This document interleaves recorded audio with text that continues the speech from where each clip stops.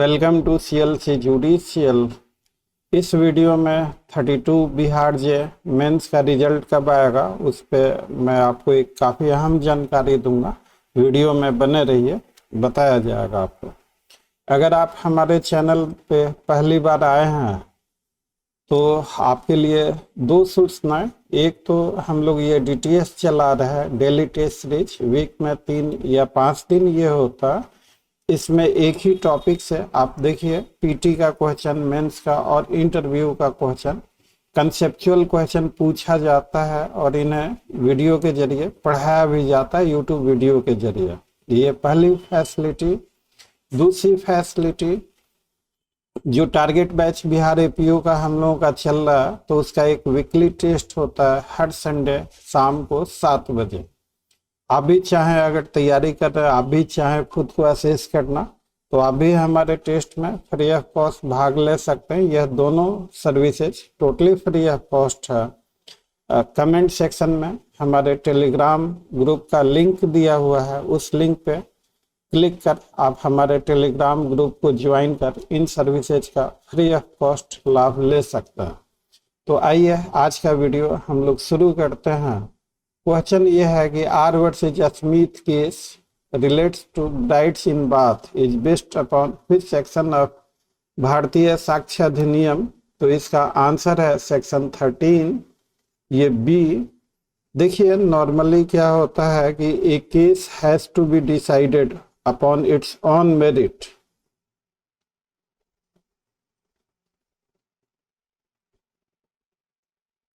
Has to be decided upon its own merits। तो अब similar circumstances के evidence normally irrelevant होता।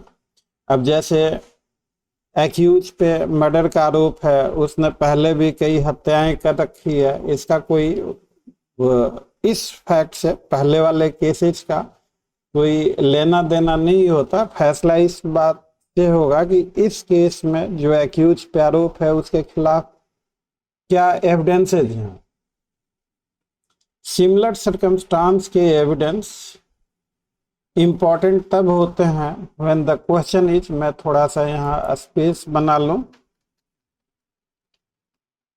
When the question is, अगर ये क्वेश्चन हो कि एक्ट वाज एक्सीडेंटल और इंटेंशनल, तो जनरल रूल तो ये है कि case has to be decided upon its own merits. लेकिन इस जनरल रूल का एक एक्सेप्शन है, by allowing evidence of similar circumstance. Normally similar circumstance का एविडेंस इररिलेवेंट होता, लेकिन अगर यह मुद्दा हो कि act complaint was whether accidental और इंटेंशनल, तो वैसी स्थिति में सिमिलर सर्कमस्टांस का हम एविडेंस दे सकते हैं। इस R वर्सेज स्मिथ के केस में एक आदमी शादी करता है, उसकी पहली दुल्हन भी बाथ टब में मरी मिली। उसने कहा कि शराब के नशे में डूब के मर गई। दूसरी दुल्हन भी वैसे ही मरी मिली, तो भी कि शराब के नशे में। जब तीसरी बार उसने कहा तो जाके बात खुली, तो वहां से एक लॉजिक निकल के आया। पहले तो था कि सिमिलर सर्कमस्टांस का एविडेंस इररिलेवेंट है, तो एक लिमिटेड पॉइंट ऑफ लॉजिक निकल के आया कि evidence of similar circumstance relevant हो सकता व्हेन द क्वेश्चन इज कि एक्ट वाज एक्सीडेंटल और इंटेंशनल। और वहां से ये लॉजिक दुनिया के हर लीगल सिस्टम में इन्हीं कंडीशंस पे इसको अडॉप्ट किया गया। हमारे यहाँ भी पहले इंडियन एविडेंस एक्ट में इसका सेक्शन 15 हुआ करता था, अब इसका सेक्शन 13 हो गया।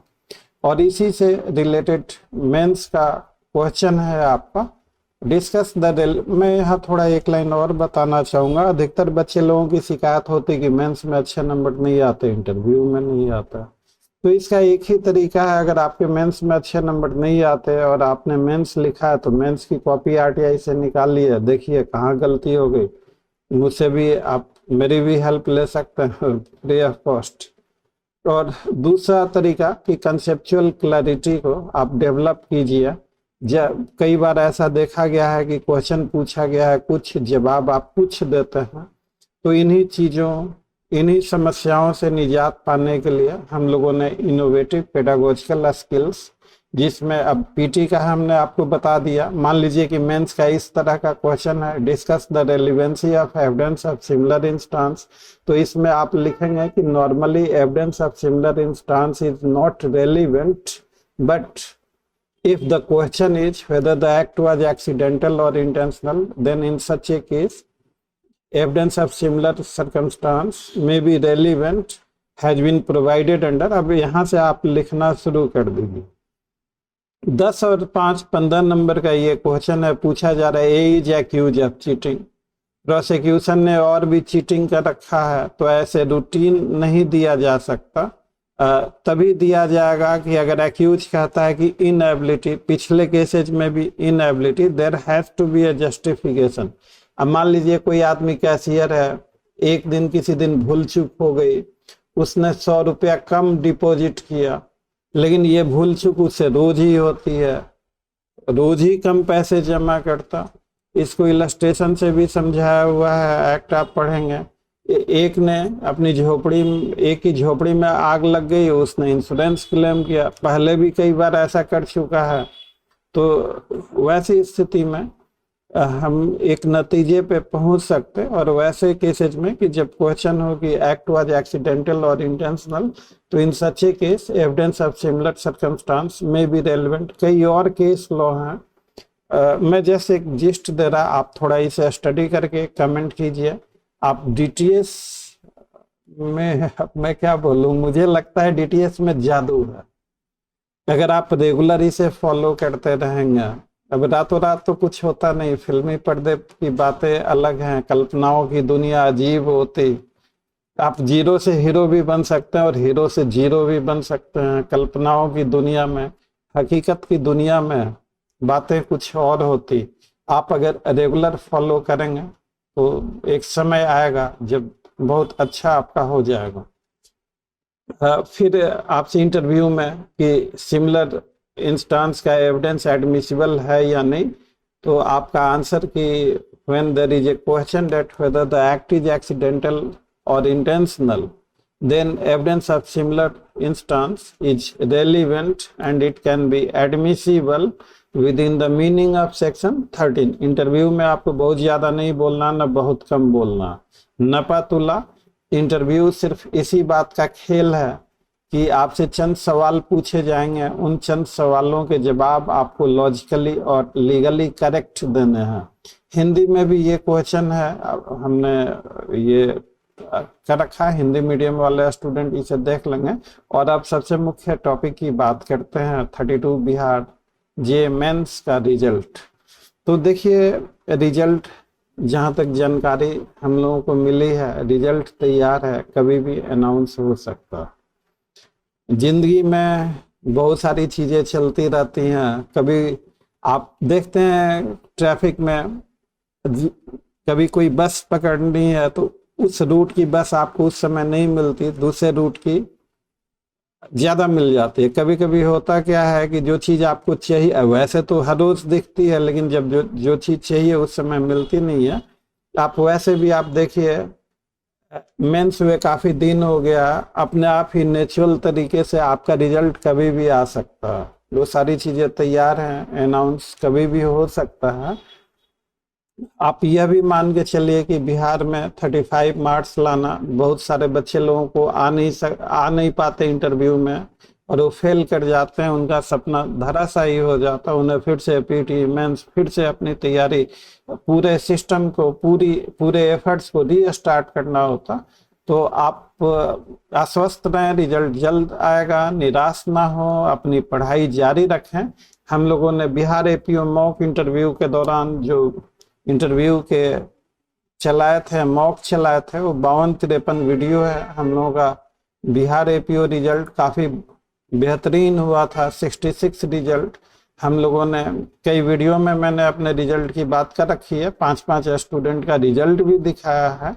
तो इन लोगों का जो इंटरव्यू का था अब सारी चीज़ें तो यूट्यूब पे नहीं आ सकती, लेकिन जो काम की चीज़ें हैं वो हम लोगों ने दिखाया है। आप इन वीडियोज को एक एक करके ईश्वर से दुआ कीजिए थोड़ा टाइम मिल जाए, 52-53 वीडियो हैं, सारे देख जाएं।